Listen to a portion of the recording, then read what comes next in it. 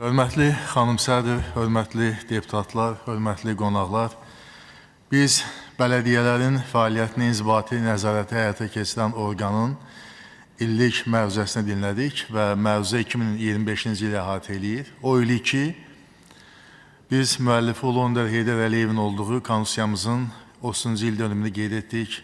O ilə təsadüf edir ki, həmin ildə biz müəllifi Müzəffər Prezidentimiz Cənab İlham Əliyevin olduğu zəfərimizin 5-ci il dönümünü qeyd etdik və eyni zamanda o ilə təsadüf edir ki, həmin ildə 8 avqust tarixində Vaşinqtonda elə bir tarixi razılaşmalar əldə edib ki, hələ uzun tarixi dövrdə biz onun strateji əhəmiyyətindən istifadə edəcəyik və regiona uzun müddətli və dayanıqlı sülh gətirəcəyinə heç bir şək şübhəmiz yoxdur. Və belə bir reallıqlar fonunda söyləyə bilərik ki, bəli, bütün uğurların kökündə dayanan fundamental səbəb odur ki, ölkə prezidenti Cənab İlham Əliyev islahatlar kursuna hər zaman sadiqdir, onun müəllifidir və bu islahatlar eyni zamanda yerli özünü idarə etmə sahəsini də əhatə edir və hətta mən deyərdim ki, bu yerli özünü idarə etmə sahəsində bələdiyyə işində islahatlar keyfiyyətli bir yeni mərhələyə daxil olub.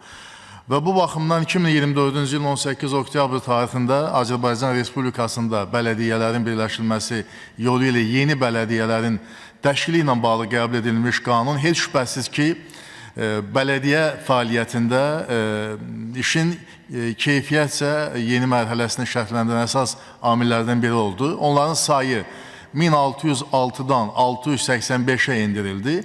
Yəni, kəmiyyət baxımından azalma, amma keyfiyyət baxımından yüksəliş tendensiyasını bugün görməmək mümkün deyil. Və xüsusilə də elə bu prosesin məntiqi davamı kimi 2025-ci ilin yanvar ayının 29-da keçirilən bələdiyyə seçkiləri və onun nəticələri və 8039 nəfər bələdiyyə üzvünün seçilməsi, onların tərkibi yeri gəlmişkən hesab edirəm ki, bu çox yaxşı hadisədir ki, həmin o tərkibdə qadınların 39%, gənclər 25%. Yəni bu özü çox müsbət tendensiyadır və dünya beynəlxalq ictimaiyyətdə də bu kimi rəqəmlərə və bu kimi deməli məsələlərə xüsusi diqqət ayırırlar, xüsusi önəm verirlər. Və həqiqətən də hesab edirəm ki, bugün yerli özünü idarə etmə məsələlərində bir dinamizm var və müsbət tendensiya müşahidə olunmaqdadır. Mən də həmkarım Səyavuş müəllimin o ideyasını hesab edirəm ki, yerində olan ideyadır ki, artıq biz də qardaş Türkiyə dövlətinin ən azı təcrübəsindən istifadə edib, böyük şəhər bələdiyyəsinin qurulması kimi məsələlərə artıq xüsusi yanaşmanın hesab edirəm ki, zamanı gəlib çatıb və bu ümumi bizim yerli özünü idarə etmə sistemindəki fəaliyyətimizə də keyfiyyətcə müsbət təsir göstərmiş olar.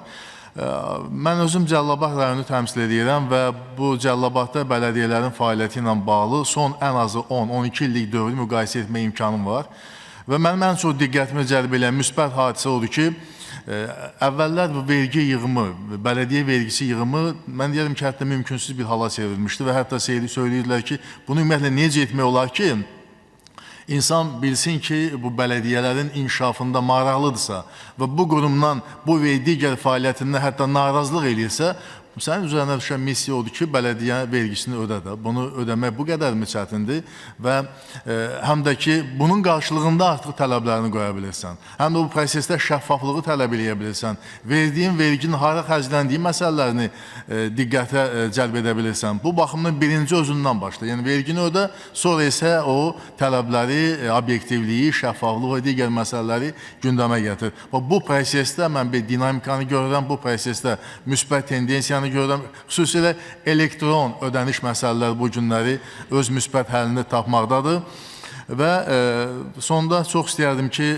bu hallarda var ki, bəzi bələdiyyə sədrləri bələdiyyə iclaslarını formal keçirirlər. Yoxlama aparılsa, görmək olar ki, bəli, filan tarixlərdə bələdiyyə iclasları keçirilib. Amma reallıqda o olubmu, yoxsa sadəcə sənədləşdirilib? Və bu kimi mənim seçkilərimlə görüşlərdə bəzən bu kimi faktlar da söyləyirlər. Çox istəyərdim ki, bax, bələdiyyənin fəaliyyətində belə hallar, indi hörmətli həmkarım Azər Badamov konkret misallarla çəkdi ki, hansı sahələrdə boşluqlar var və onlara diqqəti cəlb etdi. Bu kimi məsələlər hesab edirəm ki, çox önəmlidir. Mən əlavə bu baxımdan vaxt almaq istəmirəm. Bələdiyyələrin fəaliyyətinə uğurlar arzulayıram. Sağ olun.